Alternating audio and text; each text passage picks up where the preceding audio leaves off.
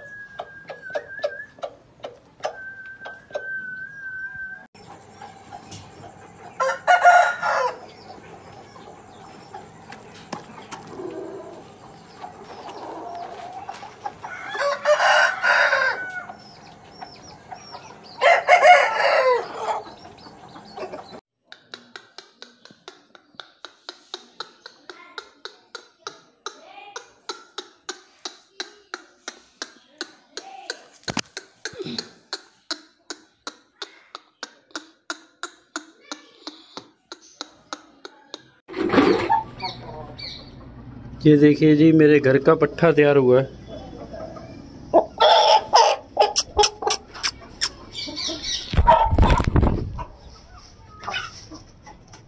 बहुत बढ़िया हाइट है, बहुत बढ़िया टेल है। अभी पट्ठा है।